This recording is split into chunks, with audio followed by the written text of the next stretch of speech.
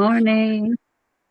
Happy 4th of July weekend. Welcome, welcome in, Dr. Renee. Thank you. Happy Freedom of Consciousness Day. That's right. Yeah, Yes, you yes, know, that's what we call it. yes, that's what we Freedom of call consciousness. I love that. it. Yeah. Yeah, yeah, because we have the freedom to think and be in our minds anything we want to be. Mhm. So I celebrate you, I celebrate um like I said, the freedom of consciousness. I'm happy to be here. I am house sitting and I just came in from free ranging the chickens. So I am uh, I am in that space of just wide open this morning. I'm really excited to talk with all of you. So let's just get into it. The talk is the declaration within, remembering let's see, the freedom that has always been ours. And it's kind of based on well, not kind of, it is based on the most powerful statement in metaphysics, which was stated by Ernest Holmes, one of my favorites. And it was a mind twister for me for so many years. And I finally get it. And so I wanted to share it with you. Here it is. We are first bound because we are first free. Huh? I don't get it. I didn't. So, and the power which binds us is the only thing in the universe which can set us free. We already have within us the key to freedom. Ernest Holmes. That I'm like, what? Bound, free. We're bound because we're first free. That one never really made sense to me until I really dug into this teaching. So the 4th of July, you've talked about it. It celebrates the birth of a nation. We celebrate the courage of men and women that dared to imagine something that this world could be. And it was rarely seen before. The people who believed that liberty was not granted by kings and it was an inherent right, we all know this, to every human. So the one thing that we fail to always celebrate and or mention is how history has left out the most important part to me. And that most important part to me was while the Declaration of Independence is a beautiful statement of truth and freedom, history now invites us to hold another truth at the same time, to really pay attention as we dig into the true history of our nation. While those beautiful words were being written and proclaimed in Philadelphia, nearly 500,000 African men, women, and children remained enslaved. Right? Families were bought and sold. Children were separated from their mothers. Human beings were treated as property. Indigenous people continued to be driven from lands their ancestors had called their homes for centuries. And as we know, the Africans were ripped from their homes and carried across the sea in such terror. Women had no political voice. The promise had been declared, but it had not yet been the experience of everyone. And I would dare to say it still is not. Now, why are we beginning here? Because I believe that history is one of our greatest spiritual teachers. I see that Dr. Pat is on here, and I've had these conversations with her because I want to be completely educated in the history of our country and the history of the Black people and history of indigenous people as well. And so freedom to me does not mean complete freedom unless all people are free. So thank you, Dr. Pat, for the beginning of my search. So history reminds us that declaring freedom and living freedom are not always the same thing. So as a nation proclaims liberty, yet people remain bound. And if we're really honest, so are we.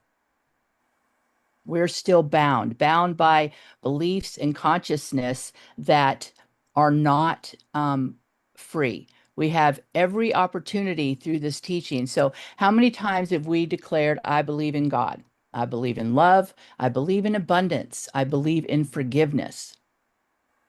Yet quietly, we remained imprisoned by fear. Fear always was the leading orchestrator in my life. I had fear about everything. Didn't even realize that I did until I started breaking it down. So quietly, we remain imprisoned by fear. We're bound by shame, held captive by old stories, and still we're asking permission to become who Spirit has already created us to be. So perhaps the greatest declaration we will ever make is not written on parchment. Perhaps it is written upon the altar of our own soul, not in ink, but with consciousness. And my march is always about consciousness because that is the only thing that I have control over. That is the only thing that any of us have control over is how we view ourselves and our place in this world, right? We have that ability to change the way we're viewing things. Is what we've been talking about with the kaleidoscope and the turning of our thoughts. So freedom was God's first gift.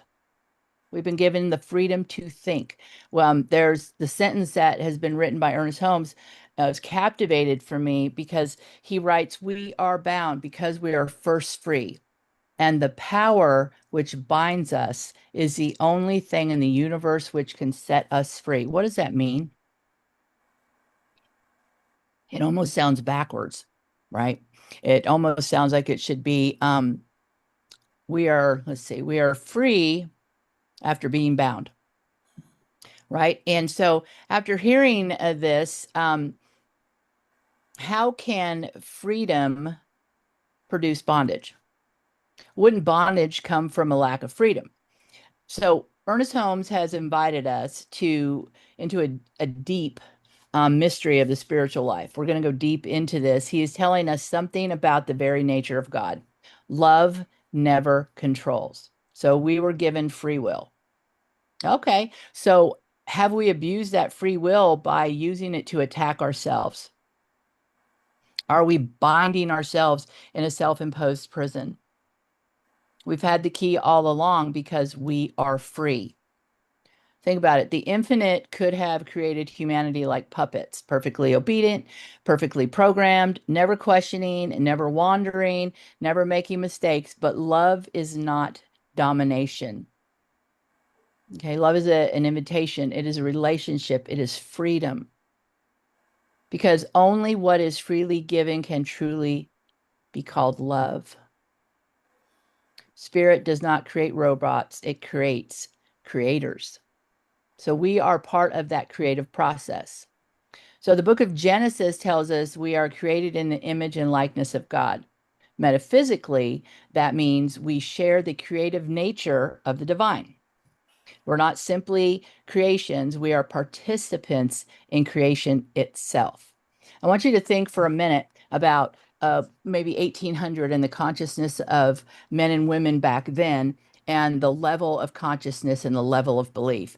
Think about where we are now. Yes, we've come a far way and sometimes we've stepped back, but think about the level of consciousness now. We have been a part of that creation. We have been a part of that evolution of mind and life within people because we are part of the creation itself. So as we evolve, so does the world around us. So does our consciousness. So does our ability to create beyond future beliefs. So we've been given this magnificent gift, and sometimes terrifying is the gift of consciousness. I remember when I realized, oh, oh, I am creating and recreating this in my life. It was terrifying. And also there was that sense of freedom, which meant that, okay, if I'm creating this, then what else can I create? I didn't know how yet. I didn't know how. And I think that's what we've been exploring here together is as I speak, I'm learning more things. And as we go into that place of discussion at the end, I learn more from you. And so it is this reciprocal consciousness of receiving and giving. So we've been given so much freedom. We are free to choose, free to imagine, free to believe, free to interpret, to bless, to curse, to remember, and yes, even free to forget, right? And what does that mean? I mean, what does it mean to forget? So what does Ernest Holmes mean that we are bound because we are first created free? There is a sacred risk in love. So the mystics have always understood something remarkable. God never forces awakening. Wouldn't it be easier if the universe did? Just went, okay, enough, smack right in the forehead, and okay, enough. Let's just do this thing. Let's do it the way I intended it. So the beloved, as we call the universe, waits patiently because it is impersonal. It waits for all of us to come to that knowing that is universal, has always been there, and it is the most incredible place to create and to be a part of that infinite stream of possibility. We forget that. And let me tell you something that happened just this past week. I had the opportunity to remember that I have freedom of thought, that I live in a place of incredible compassion and love, and that mine is not to judge. Mine is not to judge. And the first place I went to was extreme judgment.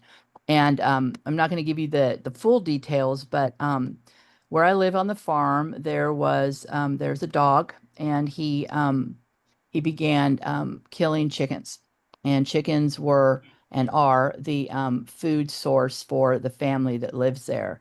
And so he began killing chickens because that's just what he did. And once he killed one, that became his his habit. So after about 150 chickens and biddies were killed, um, it became clear to the owner that this dog needed to go. While I was away, in, I think, in Charlotte, where I come from, with a talk with Reverend Christie, who someday I hope you meet, um, a tragic thing happened, and he made the decision to end the dog's life. Now, for some people, this is a belief that they believe that they have the right to do this to defend their families. And all I could see was this puppy's face.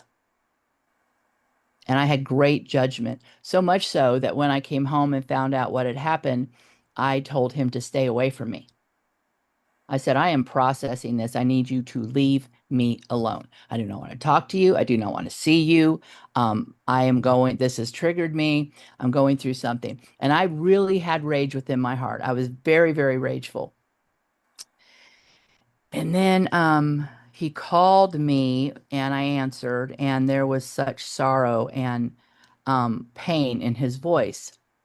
And I realized that his beliefs are his beliefs, my beliefs are my beliefs. And he truly had sorrow in his heart for having to make this decision. To him, he believed it was right. To me, I believed it was wrong. But then this compassion welled up inside of me, and judgment was set aside, and I saw something different. I saw this human being in front of me, believing that that was the only way to protect his family. Not the way I would. I do not believe with the actions, but I saw him as a human being, and my anger, my resentment, and my growing hate in that moment just disappeared.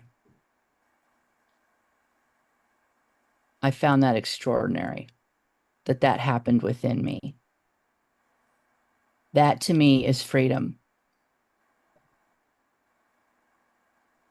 It makes me want to cry that this compassion within me is so alive and well, because it is love, and love leads the way. Love leads the way in everything. So imagine a parent teaching a child to walk. So at some point the parent has to let go, right? That's not a punishment. That's not saying I don't love you. It's the freedom to become, the freedom to make the choices.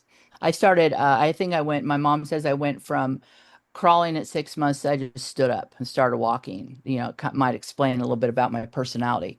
But spirit always has hope, open hands. And so as I prayed myself to for an answer, how just relieve me of this. What am I supposed to be feeling in this? And then this wave came upon me, And I was able to speak my truth to him, and he was able to speak his truth to me. And there was that meeting in the middle.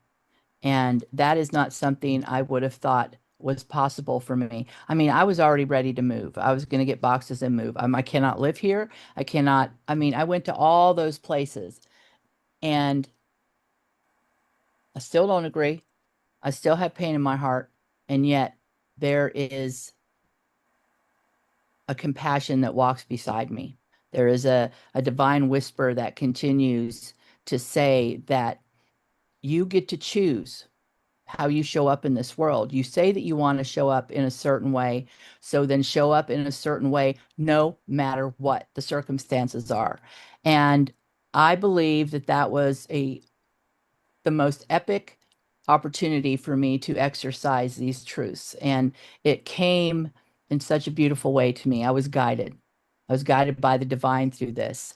And when we believe in this power, our soul will never be bound. That fear that I've lived with my entire life seems to be dissipating around me. I am so becoming present in the moment, and there lies the freedom. There lies the freedom to walk away from that which no longer serves us, to choose a new idea, to raise our consciousness to a higher level of love. The divine is guiding us. And so when I find myself, when I stop trying to control things, uh, things begin to align. Charles Fillmore, the founder of Unity, the Unity movement, understood something. So he wrote, "The kingdom, well, yes, the kingdom of heaven is within you." Notice he didn't say kingdom must be earned, it must be purchased. Someone else possesses it and they must grant it to you. You have to be good in order to receive it. It's already within us. What does that mean? The kingdom of heaven is already within us, which means that the only thing that binds us is our belief system. The only thing that keeps us bound and in that consciousness of hell is our belief system and our unwillingness to change. So perhaps a journey of spiritual freedom is about, let's see, not about becoming something new, but about remembering what has always been true. Perhaps salvation's not a requisition, but it's a remembrance. I think you remember me saying that we're remembering who we are. Somewhere along the way, we forgot. Um, the world around us had us believe a new idea that was not the truth of our being. So here's where the transformation takes place. We've talked about this a lot, and where a truth can be spoken loud. The founders of this nation declared, "We will no longer be ruled by kings." So Spirit says, um, ask the question, excuse me, ask the question, what has been ruling your life? And give you a second to align with that question. Is it fear? Is it scarcity? Is it resentment? I had a little bit of resentment. The opinions of others. Um, the story that you've been repeating so often has become your identity. And we've talked about that. The identity that we live with under the labels that we've given ourselves. So, oh my God, my beloveds, every one of us has an inner empire, and we are the kings and queens of that empire because we are the owners of our own consciousness. That is one with the entire universe. There's an invisible ruler within us that says sometimes whispers to us, "You're too old, you're too damaged, you've missed your chance, you'll never change, you're never enough." And this voice sounds familiar. You can be in the flow of something good and feel so blessed, like, wow, this is happening to me. I've been a part of this creation, and then tap, tap, tap, tap. You're not enough. What do you think you're doing? Why do you think that you can fulfill this? Why? You're not enough. You're too old. You can't go to that pool party. You can't go to that pool party. What makes you think you can put on a swimming suit? Who do you think you are? Right? So just because it's familiar doesn't mean it's true. Emma Curtis Hopkins, the teacher of teachers. If you don't know who she is, this woman is, pardon my French, a badass. And so she says, the greatest error is believing appearances are true. How often have we mistaken appearances as reality? So when we do that, then we believe that it's true about our identity. It says, I failed. Um, you're not failed. The truth says you've learned. Appearance says, I have been abandoned. The truth says the presence has never left you. The appearance says, I'm broken. The truth quietly whispers, you are becoming. That is true for me in my most recent experience. I am becoming. I am becoming. And I just sit in that every single minute. I am becoming. So Ernest Holmes also wrote, life is a mirror, and we will reflect back to the thinker what he/she thinks into it. So what are we mirroring back to ourselves? Every morning before we stand in the mirror, our hair is out of place. We don't go like this to the mirror and try to fix it. That is outer. That's the appearance, right? So what we do is we turn in spiritually and we take back our ownership and we rearrange the reflection from within. We rearrange our reflection. And we think sometimes if only they would change, if the economy would improve, childhood had been different, if only, then we can, then I would, then I could have. That's untrue. Just because something happened before, it's not the truth of you today. Yesterday ended last night. All of that is but a memory, and we can choose to continue to traumatize ourselves with it. And I'm not saying that trauma is not real. Not real. It is absolutely real. And yet, we can have power over our thoughts within it, learn to walk beside our trauma and our pain. We can not let it control us, but walk hand in hand in a new empowerment of consciousness. It's not denying it, it is embracing it. And so finally, Holmes gently reminds us that the outer world is often reflecting an inner atmosphere, not a punishment, not as blame, but as a conscious creation. So I want you to ask yourself just right now, what consciousness or pattern will you reflect today? For me this week, it was compassion and unconditional love, non-judgment, and love for myself that I can speak my truth and yet still still be in love for another human being regardless of their actions. That is something I would have told you before could have never happened. And to see an abomination and then yet love the individual as a spirit of God. So I'm going to end on that. And next time, the last weekend of the month, because I'm skipping a little bit, if you notice I'm out of order. We're going to talk about this whole series of kaleidoscope and turning and imprisonment and self-awareness. And I want us to like put it all together in a nice, neat little ball for us to roll out in front of us a new consciousness and a new awareness. And believe me, my darlings, I am doing this work right alongside you, and I'm learning every single day. And just thank you for always allowing me to express my heart. And so now I give this back to you. Thank you. Wow, we take it. We take it. And when we take it, we hand it right back to you. Thank you for that freedom, that emancipation, that, wow, that is just leisurely just sivering us into the juices of I like that. consciousness of beautiful. Thank you so much. Um, I Sorry, wanna ask you sorry. if you could ask, or if we could ask through you, Reverend Christy Snow to come in and give us one of her as Joan would say, one of her lectures. She would love nothing more. You I've been talk to her, you talking. talk about her so much. I said, like, Yeah.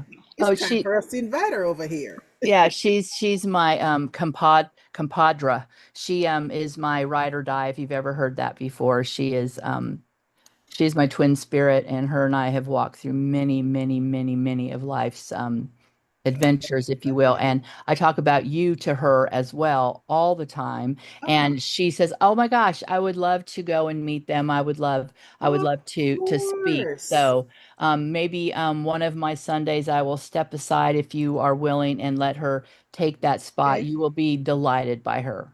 Hmm. But one epiphany is to mention, you talk about freedom to be you who you know yourself to be. Okay? And Mm. how I decide to act or react is how I see myself. I'm talking about the man with the dog now. Yeah. There's something that we just cannot fathom Hmm. and not know what I wouldn't have done that and I would have but no, he's living his life according to the dictates of his Right. consciousness. Right. And so Bob Marley sang some beautiful words. I'm not sure if he's the one who wrote it, but he sang this song very popular around the world. He said, emancipate yourself from mental slavery. None but ourselves can free our mind. Hmm. Have no fear in atomic energy. None of them can stop the timing. It went on and on. And so I'm glad that you brought yourself back to the place where you said, well, you know what? This man has been, he lost 150 chickens. I mean, that is no small feat. Right. Right. All right. He knows his own suffering of knowing what that felt like. Right. Similar to some people that I know of in jail right now in prison because they killed their spouse. Right. Nobody knew what amount of beating and abuse that person was taking until one day they just pop. Hmm. Well, I wouldn't have divorced him. I wouldn't have killed him. I would have just let him go and let him go find someone else. Hmm. Uh, we could do that too because we are free to choose, as you said. We're free to choose bondage. We are so free that we can choose bondage. We can choose to forget. We can choose fear. Whatever we Exactly. want. Yeah. Right.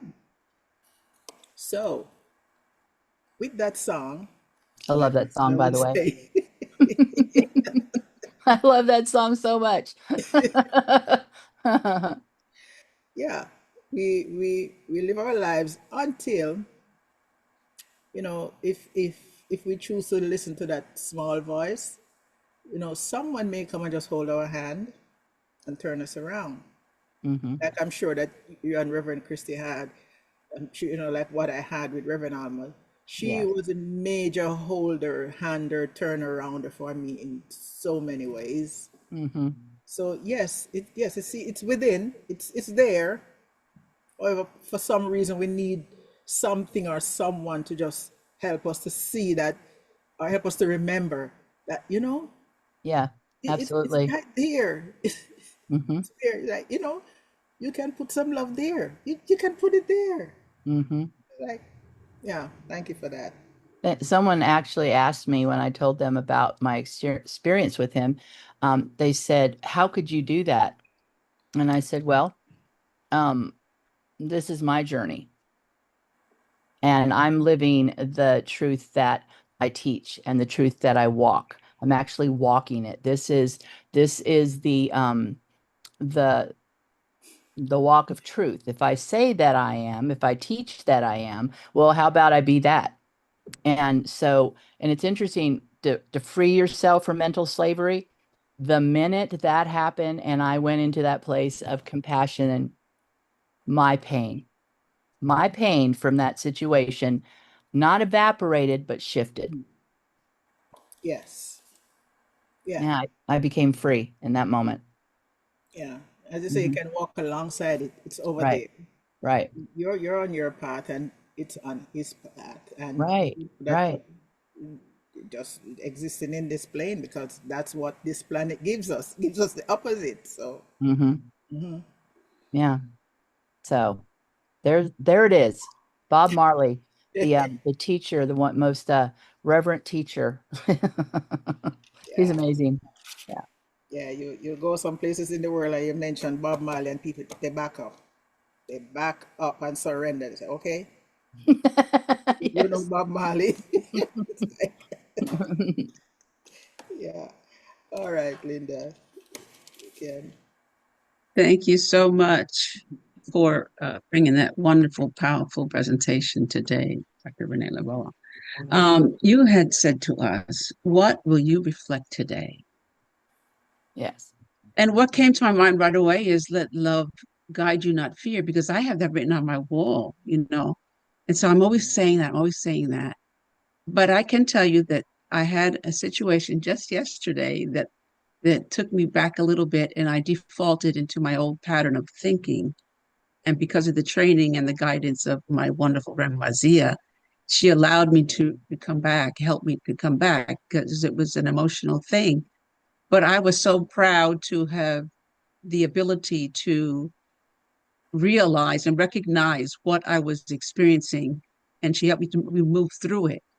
Mm, And then I was able to release that emotional state and experience a different part of myself that has been growing and exponentially. It's been growing, and I've been embracing myself and my life and how powerful consciousness is, and hmm how we as individuals have that ability. And as you know, Ernest Holmes was saying that freedom, what was that? Freedom declaration within states that we first are bound to. Did you say that?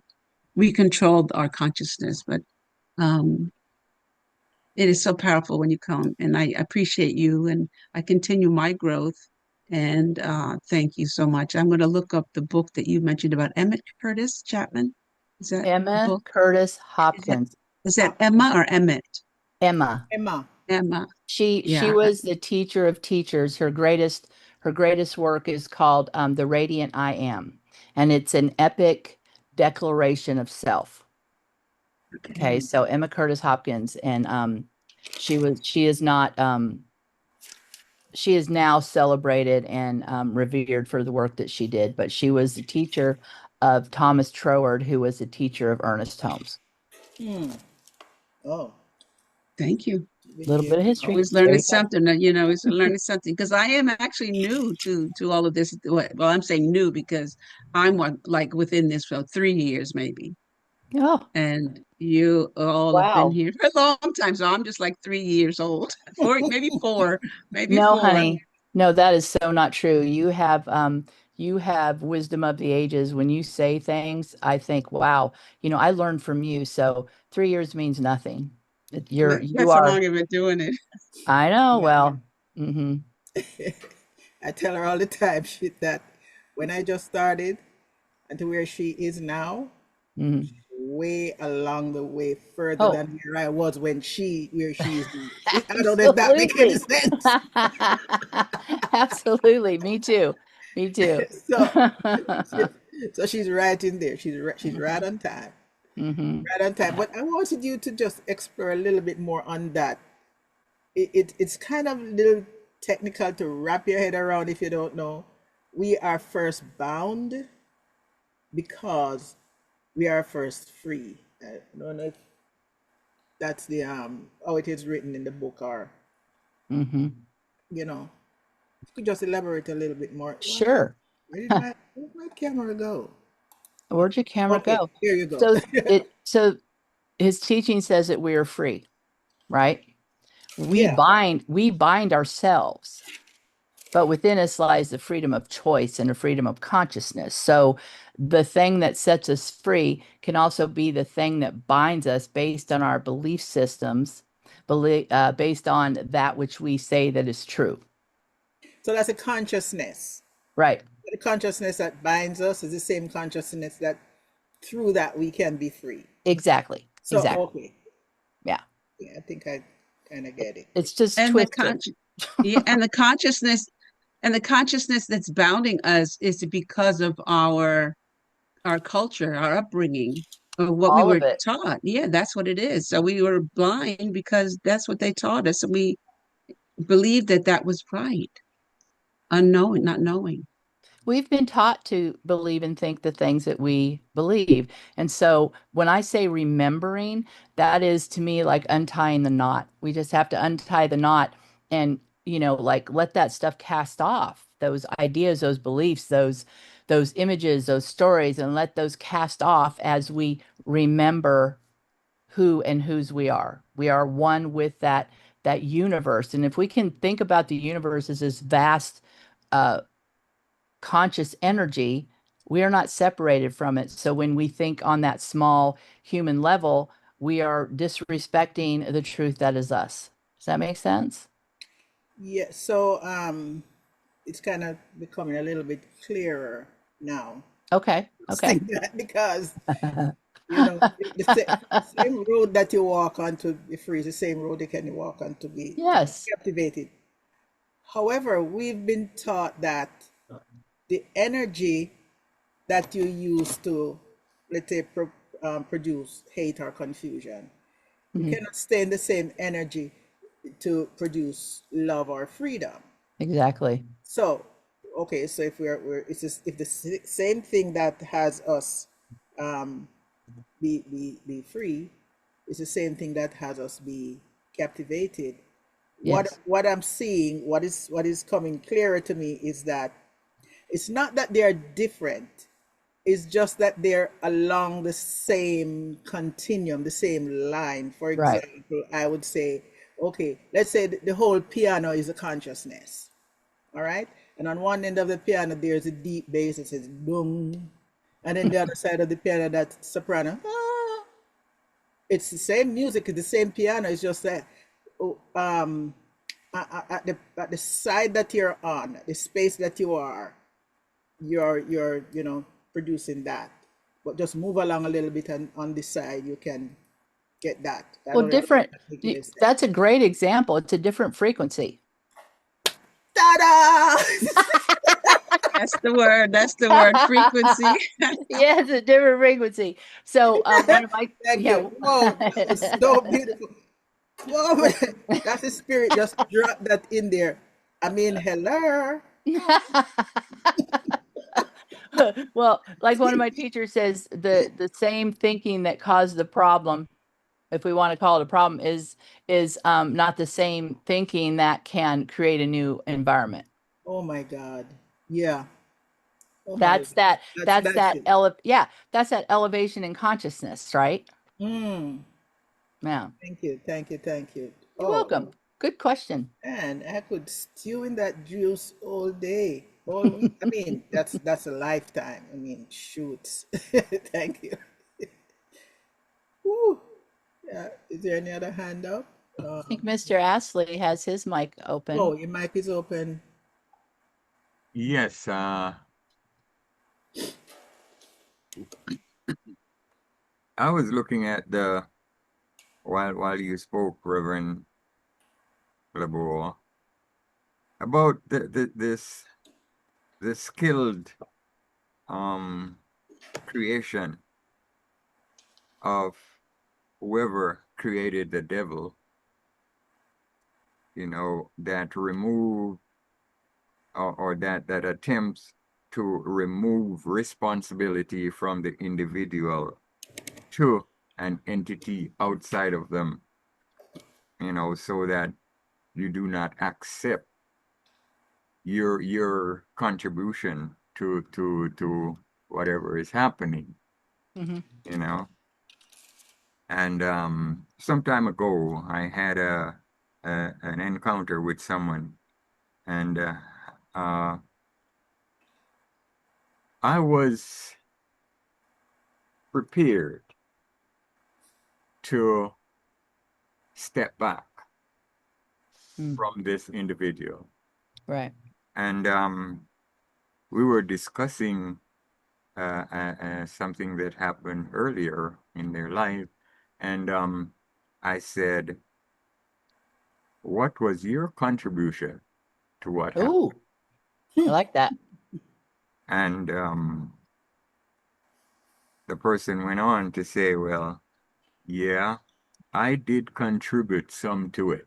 And that was a big change, change in position in me. Seeing that the person was willing to accept their responsibility, they're part of the responsibility in the situation that took place. And I'm Hmm. saying, ah, and that person suffered greatly from depression and whatever. And after accepting the responsibility or their part of the, that contributed to what happened, that person was able to move through the depression to Hmm. What? to be living a more favorable life. What? Hmm. Wow. So, Well, isn't that Counselor Smith over there? Coach, Coach Oh, Smith. what is that? The truth will set you free. We're only as sick as, we're only as sick as the secrets we tell ourselves. And when we hide within um, not, responsibility. And I love what you said. What part did you play in this? Yeah, we usually don't see that. No, that's No. perfect. And I'm going to steal that. Yes, I am too. I am going to steal that also. Uh-huh. That is profound. Yes. Huh? Just to Yes. let it face themselves. Hmm. Hmm. Just think about what you did. Yeah, yeah, stop man. pushing things off on the devil and accept that Right. the devil you're pushing the thing off on is you.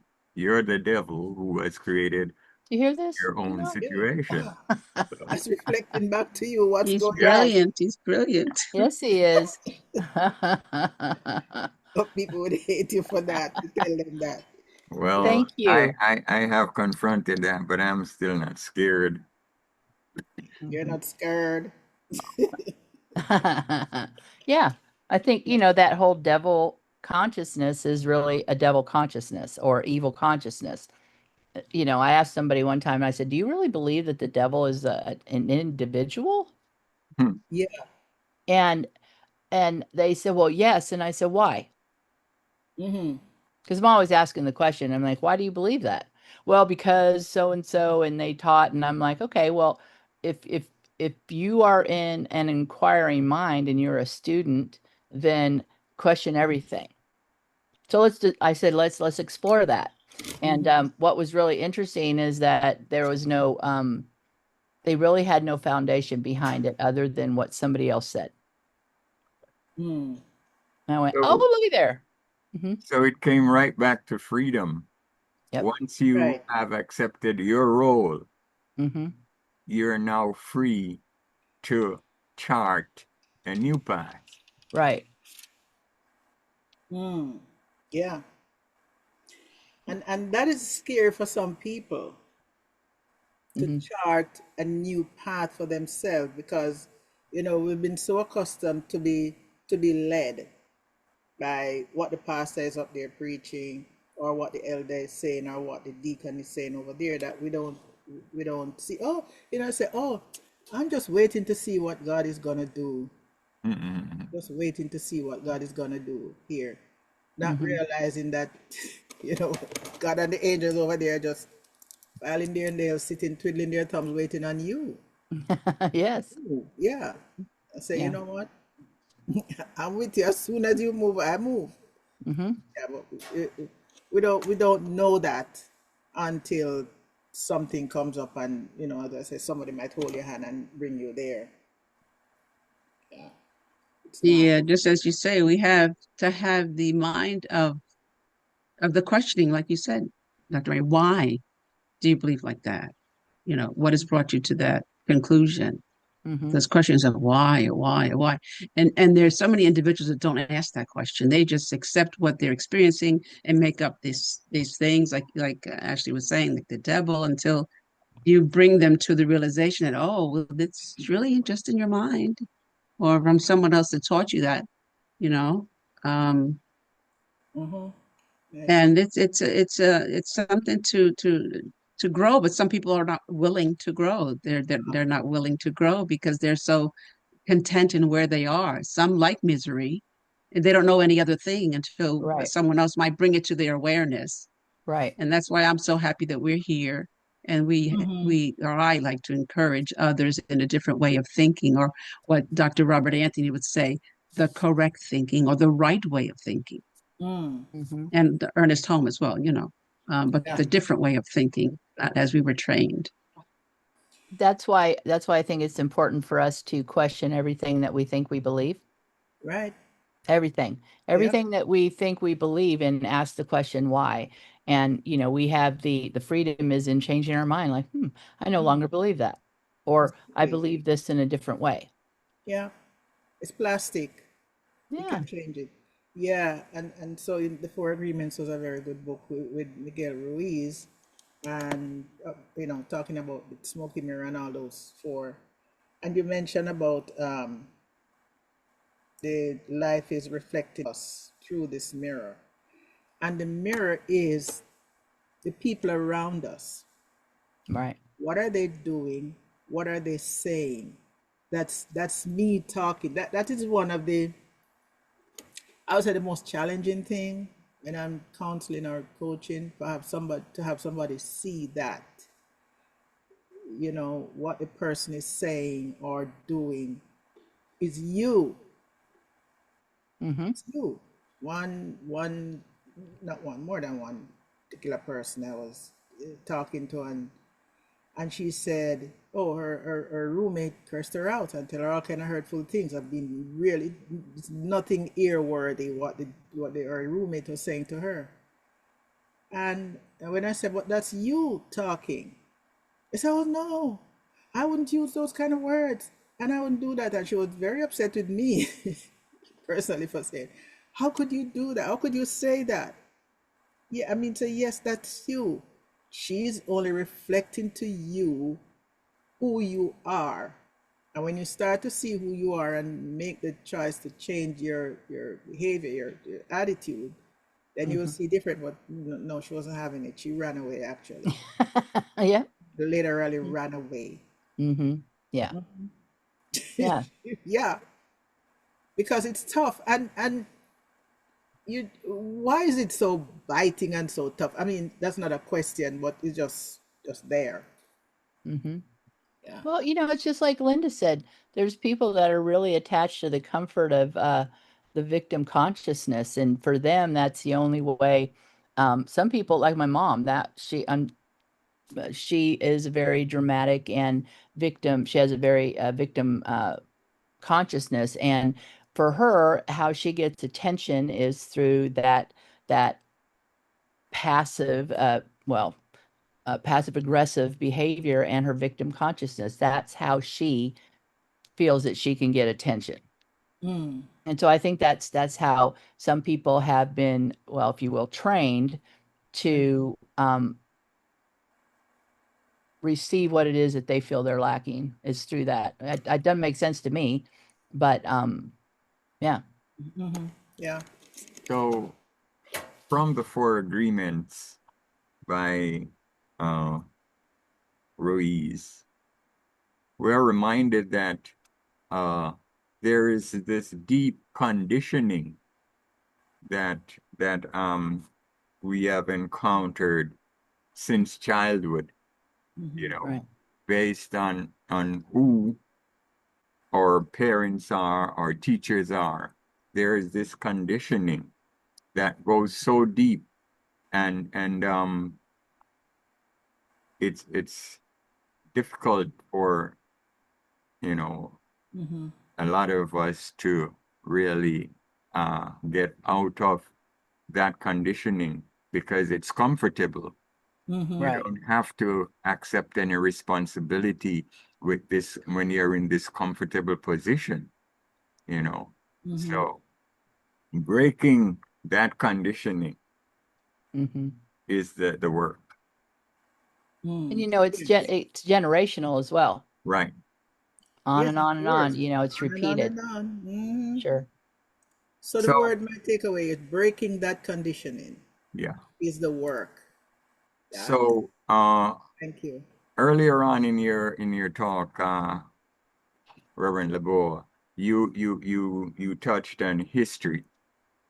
And Yes. I've always looked at this point in history where the teachers of a lot of what is currently running was brought to us by the plantation owners. Right. And when the enslaved people were the ones who began teaching the enslaved this concept, their job was finished. Mm-hmm. Mm-hmm. And it Love it. continues today, The slave where, owner's job was finished. yes, their Okay. jobs were finished. They could stay in their houses now on a Sunday morning to to have their big meals Mm-hmm. while the enslaved teach Yeah. the enslaved, Mm-hmm. you know, Yeah. this concept, and conditioned us into accepting certain things about, like we said Yeah. earlier, the devil, and not accepting responsibility Right. or, Right. or part in what Right. takes place. Right. Mm. Thank you for that. Yeah. So, That's deep. Mm. All Mm. right. If there's no more hands, thank you Thank so you. much. Thank you, Dr. Renee, for this day of freedom to explore our own Thank you. freedom of mhm. consciousness. Man, Mm-hmm. beautiful. Yeah. Freedom. Love notes going up. You, Yeah. Dr. Renee. Wonderful. All Thank right. you. Thank you so much. Thank you, everyone, for your contribution. And now we're going to move on.